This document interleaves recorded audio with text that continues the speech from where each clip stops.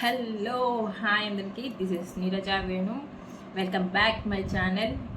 And ఈ video కనుక మీరు ఫస్ట్ టైం చూస్తున్నట్లయితే సబ్స్క్రైబ్ మై ఛానల్. అండ్ ఈరోజు ఒక cooking video, Tamil Nadu traditional sweet అనమాట. సో వీడియోలోకి వెళ్ళిపోదాం.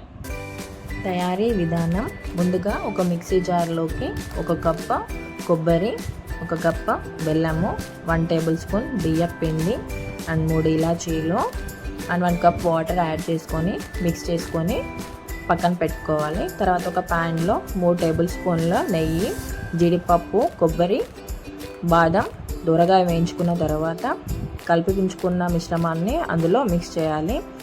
స్టవ్ సిమ్లో పెట్టేసి మెల్లగా కలుపుతూ ఉండాలి. నేను స్మెల్ కోసం పచ్చకర్పూరాన్ని యాడ్ చేశాను. ఇది ఆప్షనల్ అండి, మీకు ఇష్టమైతే వేసుకోవచ్చు, లేకపోతే లేదు. ఇలా మెల్లిగా సిమ్లో పెట్టేసి మిశ్రమం అంతా దగ్గరకు వచ్చే వరకు కలుపుతూ ఉండాలి. సో 15 మినిట్స్లో అయిపోతుంది. అండ్ ఫైనల్లీ రెడీ అయిపోయిందండి. అండ్ టేస్ట్ మాత్రం వీర లెవెల్ సూపర్గా ఉంది అసలు. Thanks for watching my video.